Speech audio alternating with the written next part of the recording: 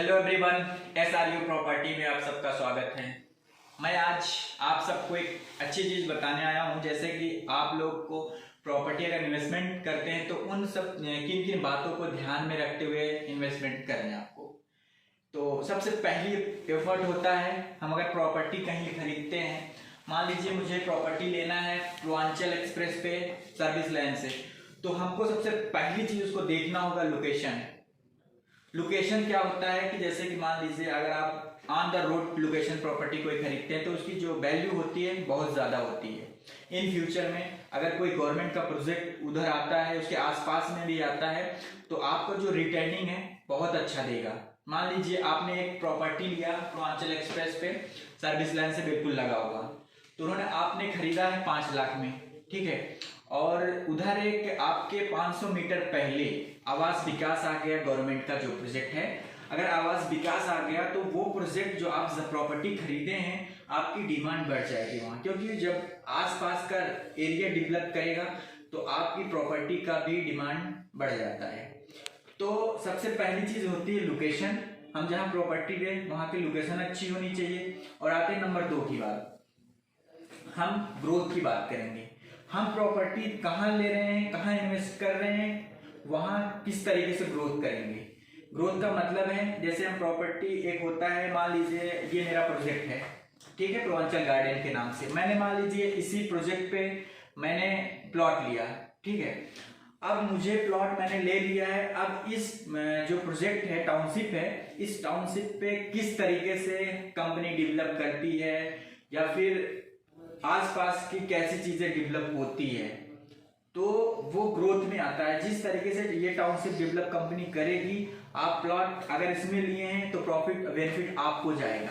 उसका रीजन मैं बताऊं, जैसे आज आपने 5-5.5 लाख की जमीन ली है, अगर टाउनशिप में जिस तरीके से तैयार किया जाता है, जितना अच्छा तैयार किया जाएगा वो सारी प्रॉफिट हो जाएगी। मान लीजिए स्टार्टिंग में स्टार्ट है और अभी उसमें ना तो बैंक फाइनेंस की सुविधा है, ना उसमें LDA अप्रूव्ड है, तो क्या होता है शुरू में जब भी प्रोजेक्ट चलते हैं, वो प्रोजेक्ट पहले से ये नहीं होता है कि बैंक फाइनेंस पे कोई भी प्रोजेक्ट बैंक फाइनेंस डायरेक्टली नहीं लाता है, कुछ डेवलपमेंट करके दिखाना पड़ता है, उसके बाद ही LDA या फिर बैंक फाइनेंस ले पाते हैं।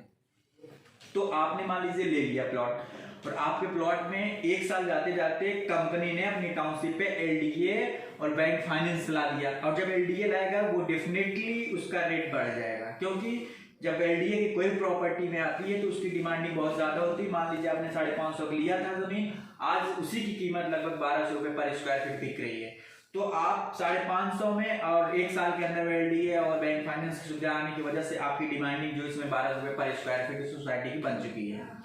तो ये होता है ग्रोथ।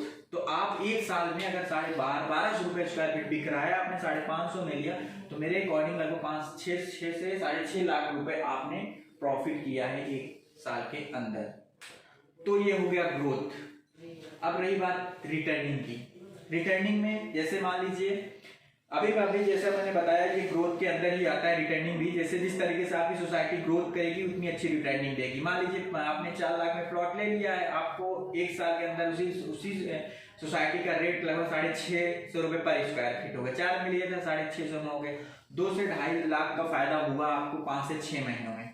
ये 3 चीजें ऑलमोस्ट ध्यान में रख कर लेनी चाहिए कि हमको प्लॉट लेना है, प्रॉपर्टी लेना है, तो लोकेशन और ग्रोथ और रिटर्निंग तीनों चीज को ध्यान में रखते हुए लीजिए। आप लोग को अगर ज्यादा मैं यही कोशिश करूंगा, आप इन्वेस्टमेंट कर रहे हैं तो ऑन रोड लेने की कोशिश करिए। आपको भले 2 रुपए महंगा पड़ेगा, लेकिन आप लोग ऑन रोड लेंगे, उसका फायदा ये रहेगा कि ऑन रोड के आस ही पास गवर्नमेंट का प्रोजेक्ट ऑलमोस्ट आता है, ठीक है।